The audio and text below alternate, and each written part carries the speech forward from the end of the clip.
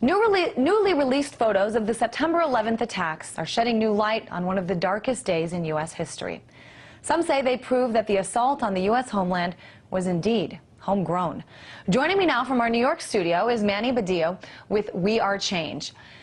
Manny, talk to me about these photos and how you think that this is evidence that 9/11 was an inside job.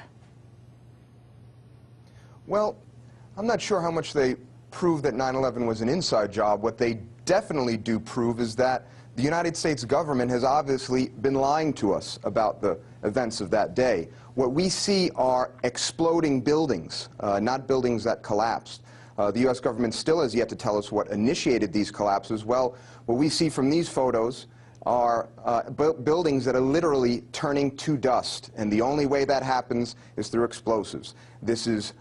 Facts are corroborated by the hundreds of first responders and survivors and even victims that day that said they heard explosions, as well as the forensic evidence of the case, which has found explosives in the debris of the World Trade Center, as well as the chemical signatures of such a type of reaction.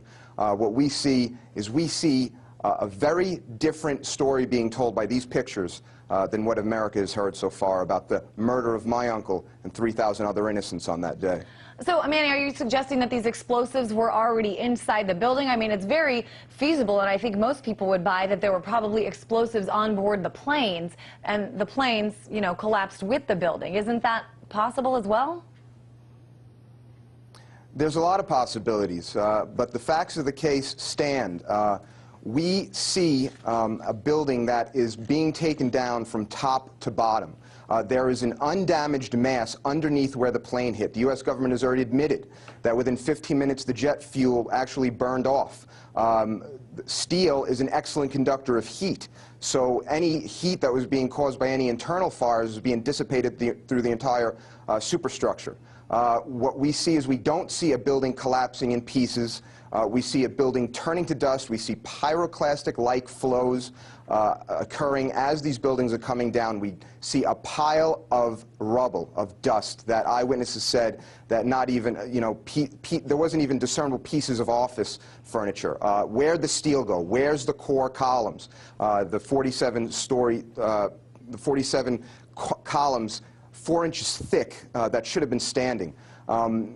The facts that we see with our own eyes should tell us a lot more than what the U.S. government has attempted to tell us and lied about. I guess explain this to me a little better. I'm not an architect, and I think a lot of our viewers probably don't quite grasp this either, but what should we have seen if, as we are told, these buildings collapsed, the World Trade Center collapsed because a plane flew into them? What would we be seeing differently if that's all it was? Well, we'd be seeing two buildings standing today downtown. We'd be seeing actually 3 buildings standing because the Solomon Brothers building, Building 7, the biggest mystery of all, actually also came down in its own footprint at nearly free fall speed. There has never been a building collapsing from a plane hitting it ever. The fact is that we just take a look at some past collapses that took place here throughout the world, and then take a look at how buildings are demolished and brought down. You're going to see very eerie similarities to buildings being demolished as opposed to a plane hitting them, and then all of a sudden coming down an hour and an hour and a half later. Manny, just real quick, I'm wondering why you think what interest the United States would have had in getting involved in an attack like this on its homeland. Well, you know, this is age-old. False flag operations have been going on since the dawn of civilization. The United States has participated in them. It's been proven. The USS Maine in Havana Harbor in 1898, the Gulf of Tonkin incident. Here we have, you know, the events of September 11th, an unsolved crime, a mass murder, where the majority of commissioners said we did not get the entire story, where 70% of family members' questions were never answered.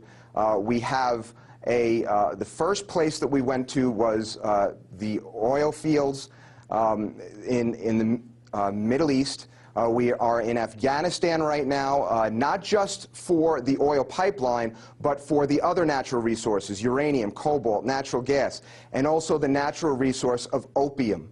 Okay, the CIA has been bringing opium and heroin to this country for years. We now control that natural resource. Now we're in Iraq. Now we're building permanent military bases in the former Soviet republics. This is a war of empire. This is to keep also Russia and China and India away from these places. So, no, we haven't gotten Osama bin Laden, the CIA asset, but we have gotten our troops in the Middle East surrounding our next target, Iran. You know, the American people really need to wake up and understand that, you know, we've been lied to, and now is the time for us, for we the people, to really stand up and say, we're not going to take it anymore. We want the answers. We want a real investigation of what happened on 9/11. All right, Manny Badillo joining us. He's with We Are Change.